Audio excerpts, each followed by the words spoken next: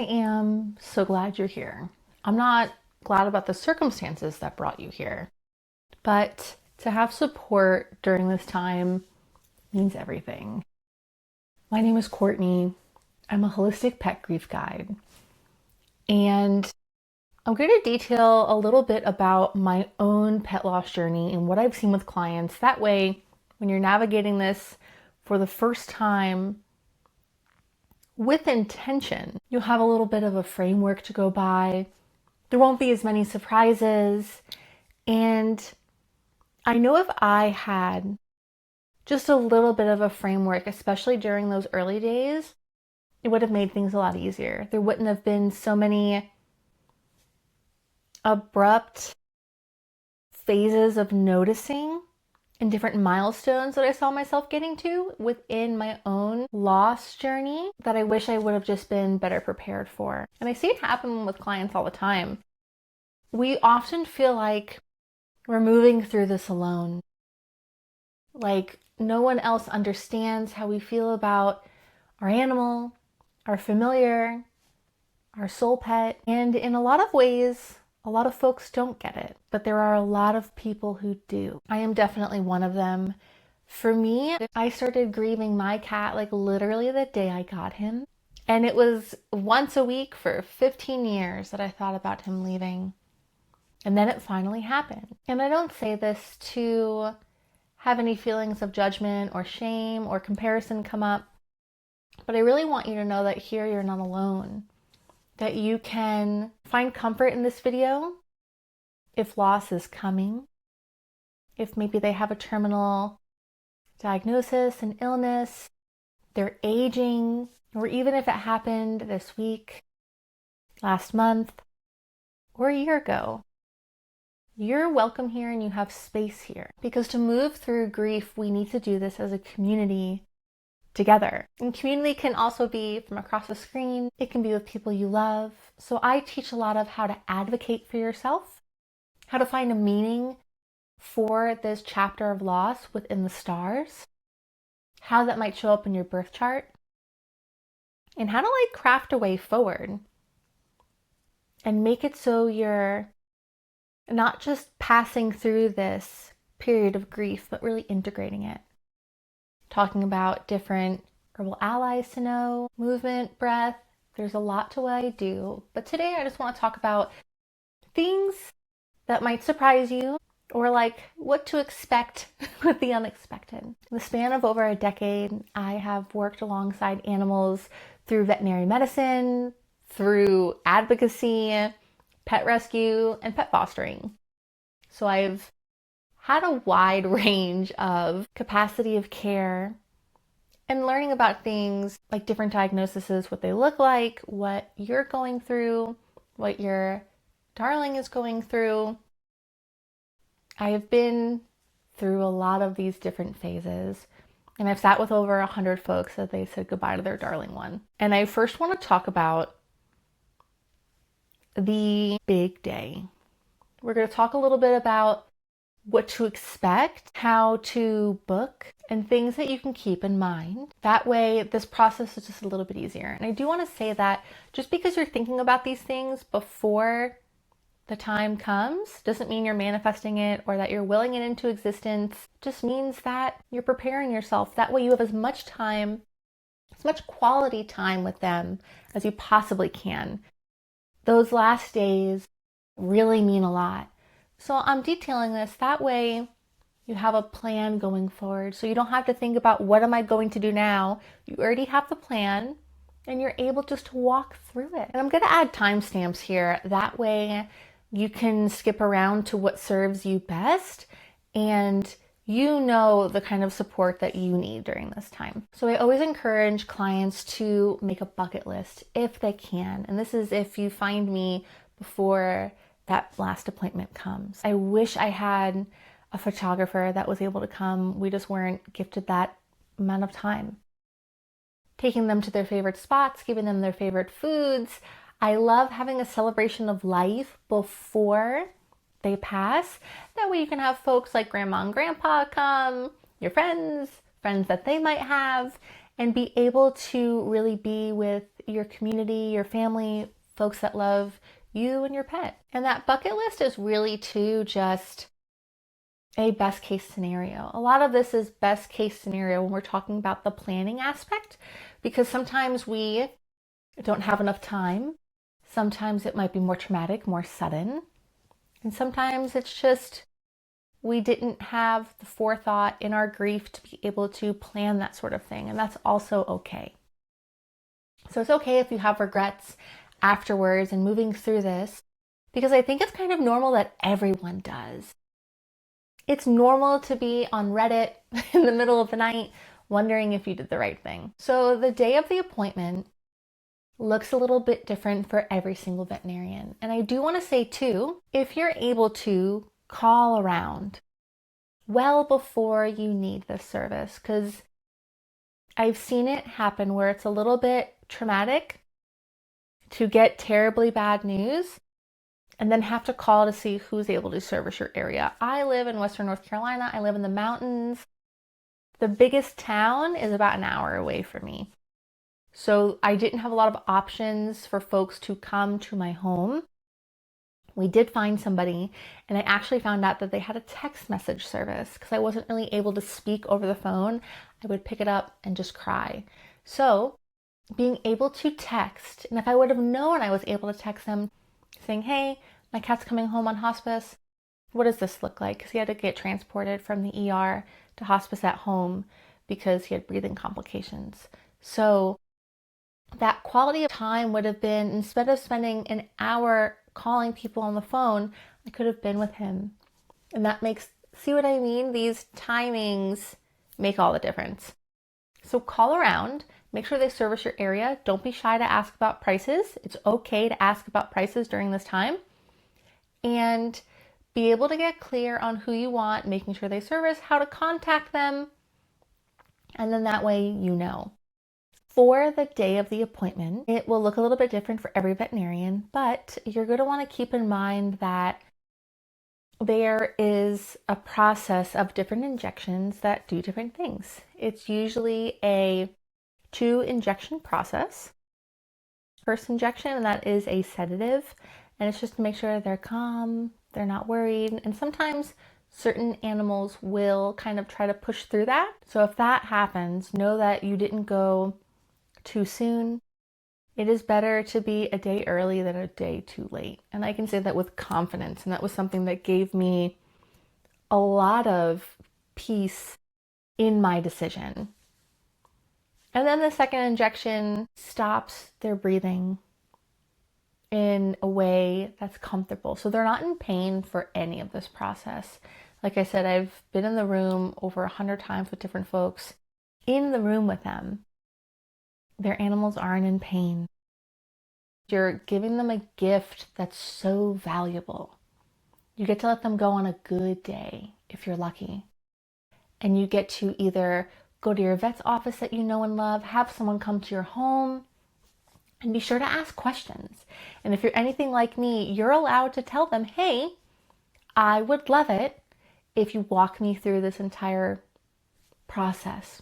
Most of them will, but there's nothing wrong with saying, hey, I do better with more information. Can you just walk me through everything that's going to happen? Make sure you get your paw print. You can do little nose prints. Keep some of their hair. I like to say different words of affirmation or different prayers. I already have a prayer on my website if you're interested in that. And kind of play with it. You can build off of the one that I have. It was one that I actually said to my cat after I lost him. And let him know that it's okay. They just want us to be okay. A lot of the time, certain animals will wait and really push through because they want us to be okay. And they can hear you, even if they're not responding, they hear you, I promise you.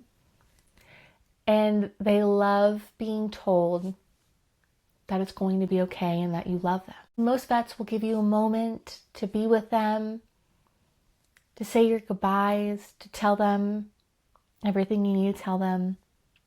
I love writing letters to them and reading the letter to them, or just keeping it for myself. And take as long or as little as you need. I just recommend being there with them. I know it's hard.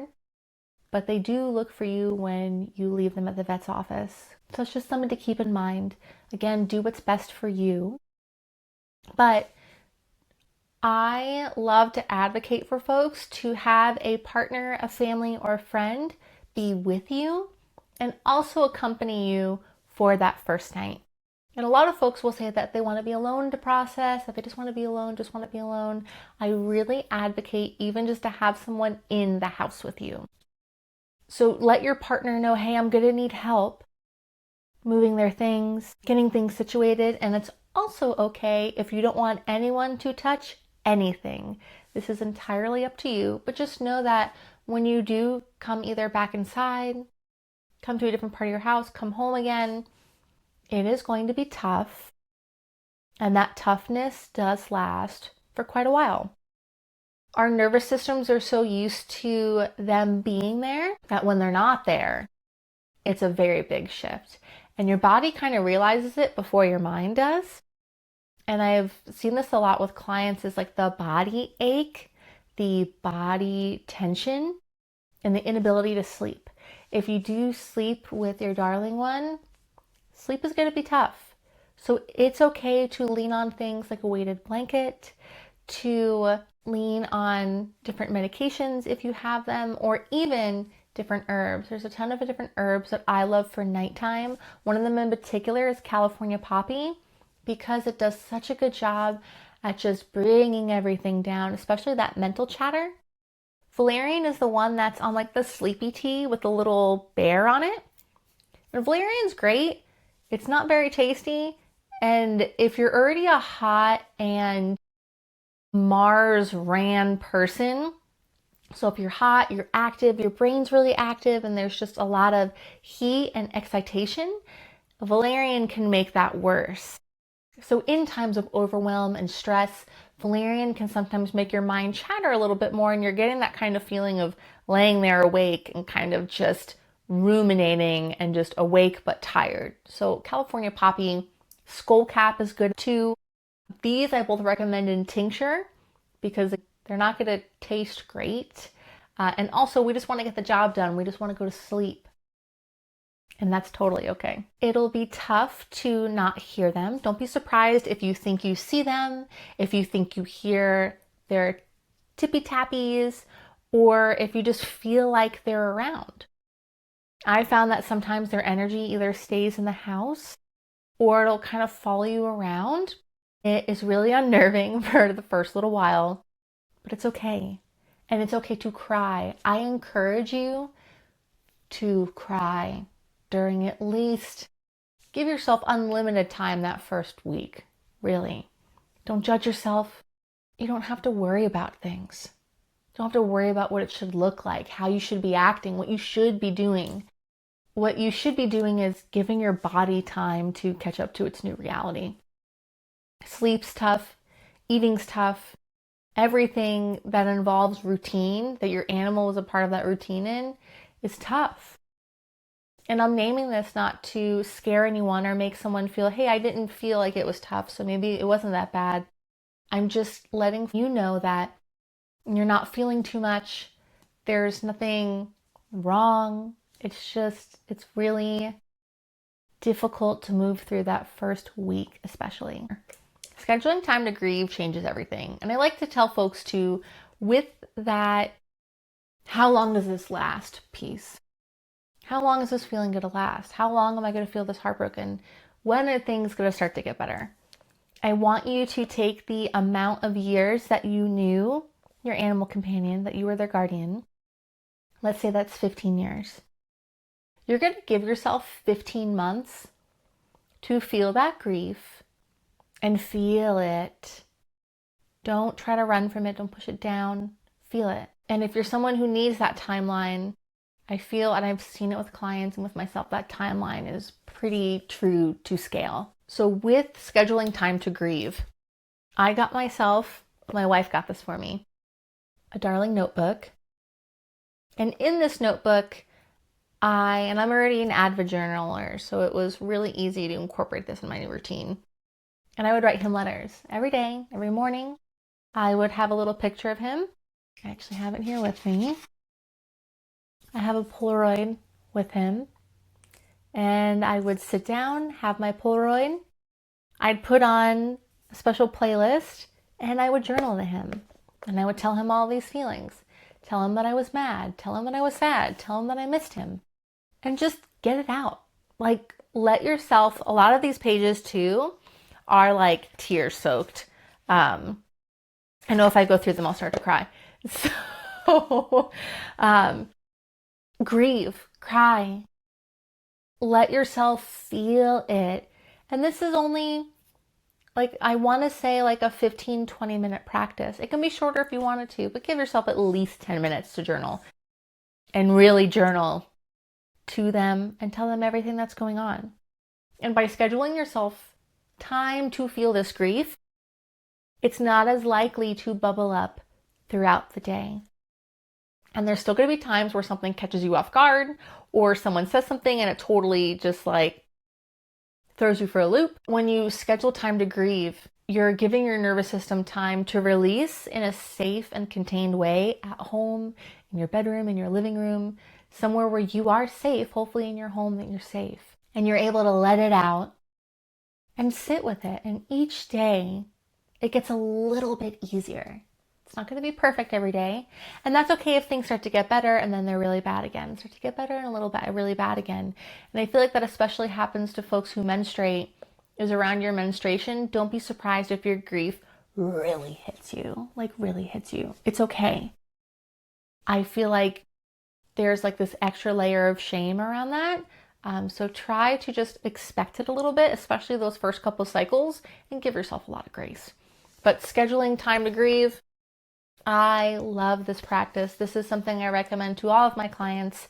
I have journal prompts on my site. I'm happy to talk with you if you need help moving through those first couple days journal wise. It just helps change everything. And speaking of new routines, I do want to say that during this time especially, I think it's super advantageous to stay away from alcohol and other substances as much as you can. And I say this because alcohol really doesn't help you feel any better. Alcohol is a depressant. It's also a stimulant, but it's also a depressant. So you're going to feel a little bit of relief. And then when you go to lay in bed, you're not actually going to rest. And then with grief, you're really not sleeping anyway. So then you're already, it's going to create this snowball effect. And it's also not going to let the grief come to the surface and really work through it. If you do, and if you overindulge, and that's how you got it out, you're not actually moving through it. Another thing is limiting caffeine intake in the mornings. You might feel like since you slept so bad that you need to overcompensate with more coffee or more caffeine. I really encourage folks to at least do a half caf, so half decaf, half caffeine, and abstain from any energy drinks, anything like that. Because again, we're really ramping up our nervous system, our whole bodies. We're kind of going from 0 to 100. And during times of grief, it's just, you want to be really gentle with yourself. And then I always tell folks about reishi. Reishi is a phenomenal companion to get to know. Reishi helps that wandering life force, especially in the middle of the night, where we kind of have this energy that kind of leaves us in our time of sleep and then might wander a little bit too far and just kind of leave you listless the next day, leave you really wanting more connection, just wanting more in general. And reishi helps really ground that and bring that back in. It's one of my favorite allies to rely on for grief, especially in heartbreak, is because it brings you back home to yourself. You shouldn't really feel anything the first time you take it. It's not one of those tinctures that you're going to take and be like, wow, this helped, like California poppy or skullcap or passion flower, like we talked about before with sleep. This is way different. This is more of an energetic shift, a different alignment of frequencies. And it really helps that feeling of overwhelm, fatigue, and like that deep exhaustion that comes with grief. This helps mitigate that a little bit. So I always tell folks that are grieving about reishi. And then learning how to advocate for yourself. This is a huge one. I really encourage you to be clear about what you need. I know that it might be hard for a lot of folks. It might be scary, but try advocating. If you need help cleaning your home and you just need a body double to be in there, that's fine. Call someone over, have someone over to be there for you, to help you cook dinner. For me, I really relied on my wife to help nurture me because I was totally lost. It even breaks my heart a little bit to think back on it because I was really just a shell of a person for a little bit. I didn't want to be in the kitchen. I really struggled with transitions from room to room and then anywhere through the kitchen. And the kitchen is central to our home. You walk into our kitchen through our front door. So even coming home from being out, hated it. Being home was really tough. And during grief, my home didn't really feel like my home without him. So know that that's normal, and not to be angry at yourself for feeling that way. It's just, that's where they live too. And that's why pet grief is so unique in itself, because we have these other types of grief where folks depart, but they don't live with us. So there's a level of removal, not to say it hurts less or hurts more, but there's a level of removal. They're not in your home. You're not picking them up and bringing them into your bed and snuggling them and kissing them and telling them your deepest, darkest secrets because they don't speak and can't tell anybody. So it's just a different relationship. So I just want you to keep that in mind, that if you're really struggling with this, it's okay, because when we're not dealing with grief, or we're dealing with it in a more patriarchal way, so trying to get over it in 3 days, our bereavement leave, come on, we got to keep going, got to keep doing things as fast as you can, get over this grief. That's not how I do things around here. And that's not how I think that our society should be dealing with grief. It should be done with community. It should be done with herbal allies, with a lot of spiritual care, and just a lot of attention to yourself. It needs to be more inward. So just know you're allowed to ask for help. I have a whole guide on my website, and it's free, where it tells you how to really ask for guidance and support, even if that means cleaning your house, donating their items, helping you to straighten up, or even taking care of your other animals.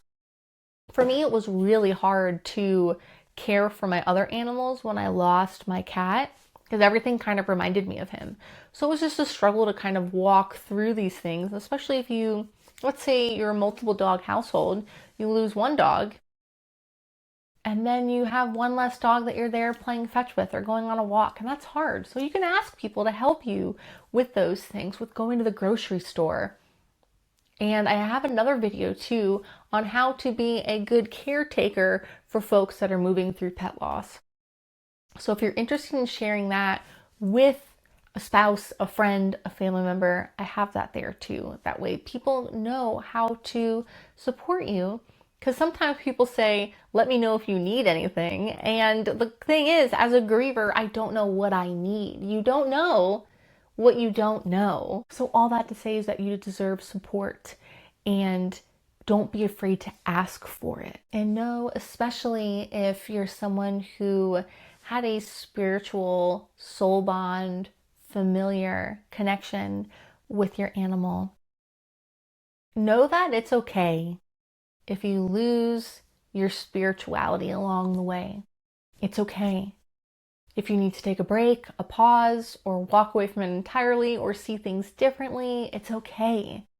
And it's not something that you should be afraid of. I know it sounds scary in practice, but sometimes things need to dissolve so they can come back up in a different way and be reformatted a little bit. It sounds tough, but give yourself the opportunity to kind of move through it a little bit, to kind of not have any expectations. Being an astrologer, I looked at his chart for his time of death almost immediately, and then I didn't look at it again for 3 more months. I didn't look at astrology for 3 months after that, because I remember seeing it and I could see in my chart how impactful this moment was. Just the transits around it, I was like, wow, You can't deny that. You can't tell me that astrology isn't real after seeing the chart that I shared with him. But something also was angry within me that I felt like, well, why did he get taken from me? And I got mad. I got mad at the astrology and at my own spirituality, and that, maybe I'm not as spiritually connected is because I couldn't save him. I couldn't predict that this would happen. And spoiler alert, I did predict it would happen. It was something that I just thought we would lose our elderly dog, and then we did 2 weeks later after we lost our cat. So it was just a huge period of loss, but I thought it would break my spirituality, and it didn't. So know that if things feel wonky, if you feel like you can't really connect, if you're someone who usually reads cards or you have a pendulum and nothing's coming through, that's okay. Sometimes we're so consumed with everything that's going on that it's really hard to tap in. And during these times too, I usually tell folks to kind of not push themselves too hard. Everyone moves through grief differently, and I don't want to say anything is worse or better than the other, but I think that there's definitely ways to be mindful about it.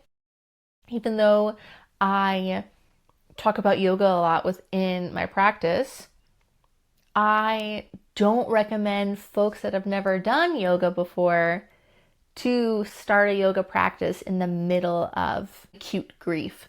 And that's because a lot of times when we're having these heart opener exercises, they can get really emotional. And if you're not expecting that emotional release, it can be scary, it can be overwhelming, especially if you're in a place like a new studio. To have that release publicly can be a lot. So I always tell folks just to take it easy. You don't have to get through this loss as fast as you can. I know that you want to, and that you want it to be over as quick as you can, but just know that in getting over it as quick and as swift as you can, you're losing a lot of the lessons, the process, because if you are lucky, you will experience grief again. Because that's just what happens with love. And I don't want to try to put a toxically positive spin on this, but if you love, you will grieve. If you're lucky. It's not to say that we all know the future, but just sometimes it happens. We have parents and loved ones and spouses and other animals and neighbors. So when you go from trying to move through grief and integrating it, there's a big difference. So just know that if you're feeling really big feelings, it's normal. If you're not sleeping, if you're having problems eating, if you feel like you want to really turn to alcohol, you feel like you want to just escape any way you can, it's normal. And just know that there's communities of support waiting for you, especially the more intuitive folks that practice spellcraft, witchcraft, have a deep spiritual practice, even a religious practice. We can sometimes feel these losses a little more intensely. That's because we're already familiar with signs. We're already used to our intuition. We already might even have a little bit of a clairvoyance or a clairsentience where we can feel them around us. We can, see a sign and get it, and it can be overwhelming. It could be a song that you think of with them or dedicate to them or used to dance around with them, and then you hear it and it's like a lot of folks that don't have that muscle already built up won't see the connection. And I encourage you to go outside and talk about the trees. Talk about this with the trees. You can yell at the water. You can just ground yourself and put your head on the earth, lay down on the grass, and just tell the earth what you're feeling. See what messages come up. Ask them for a sign. I love telling folks and clients to ask for signs because you get them. It'll probably be a story I tell another day, but I got one of the most profound signs that I've ever gotten the night my cat passed away. It was insane and incredible. And I needed that to know I was still connected to everything. And there's even times where I ask him to send me little dragonflies, and he will. He always does. And I encourage you to create little ways to tend that connection and continue that bond, because a lot of times they do want to still help us, especially folks that have familiars. They want to help you from that other side. It's really something that I invite you to explore a little bit. When it feels right, don't rush it, and find ways to honor them. I love recommending for folks to ritualize the whole process, to create an altar in your home, to buy candles and flowers, pictures, special little pieces of cloth, but to also think about anniversaries, the change of seasons, birthdays, holidays, and especially those like really big moments. I always recommend an altar just as a space for you to really land and still care for them in a way that's just different. I don't want to say you should be happy that you're doing it. You can be sobbing at your altar every day. That's okay. You still have somewhere to go with that. But I loved having a space to welcome my cat home. When we got his ashes back, we had a special playlist playing. We had a big bonfire. We read a bunch of cards that were sent to us. And just my wife and I got to talk about him and really just feel it. And having that fire the night he came home meant so much to me. And it's to really transmute it. It meant a lot to welcome him home in that way, because I just desperately wanted them home. I wanted them back. You're allowed to just want them back. When people say, well, let me know if you could do anything, that's where it gets hurtful, where it's like, well, I just want my cat back. Don't know what you want me to do. And it's okay to feel that way. It just means that you love them a whole lot. You can have other ways of honoring them, being able to maybe feed an outside cat or go to a shelter, to be able to donate things there, share their posts on social media. And even for special holidays and special occasions, you can still buy them a little gift for their altar, buy some of their favorite, like a little churu stick or a special bone or a special toy. And you're still allowed to give them offerings. You're allowed to still do that and honor them in the ways that feel good for you. Even setting them up a little place at dinner for important holidays. You'll be really surprised when you start to publicly memorialize pets and beings this way. It makes other folks think about things in a different light. It's really cool to see other folks go, why are you doing that? And then you tell them why, and then they're like, oh, I'd like to talk about someone. I'd like to talk about a dog that I had. And it brings people together, and it's really cool. So hopefully this gave you a little bit of a way forward. I hope that it made things a little bit easier of what to expect. I saw a big shift within me the first month, the third month, and the sixth month. There were big shifts that happened, especially in month 3. I feel like by then I wasn't crying every day anymore. But then I also cried about not crying. So know that there's just these things that come up that you can't really expect, and that's okay. Sometimes you might even get like a sign. I know for me, I worked at this local boutique, and the first day I came back from my bereavement leave, I want to say around 10 people mentioned their orange cats to me. And it was incredible. I didn't work with cats. There was no cats in the building. It was just a local resale and vintage clothing boutique. And so many people told me about their orange cat. And I remember just like sobbing with these people, and they're like, are you okay? And I'm like, this is great. That was still like such a wild experience. It was So many people talking to me about their orange cat or their friend's orange cat, or yeah, I'm going to my friend's house. She's having a birthday for her cat, someone was. And I was like, oh my gosh, like he's still there, you know? So try not to judge yourself. Try to be kind to yourself. Know that a lot of times these losses are written within the stars. I see it all the time, and I've seen it for years with my astrology clients. Losses of almost every kind are written in our charts, but especially when we have beings that are really close to us. And that if you're looking for a more natural way to sit with this, don't discount to caring for yourself. If you need a prescription to get through this day, that is okay here. Don't shame yourself. If you also want to learn more about herbs to support yourself during this, that's okay. You don't even have to do all or nothing. You can do a little bit of this and a little bit of that. Just make sure that you're not hurting yourself. But I say this because there's no right or wrong way to do this. The only thing that I consider right and wrong is when we're judging and pushing and trying to get through it as fast as we can. We can't do that anymore as a society. We need to slow down and be able to feel these losses and be able to work through them and really just integrate loss.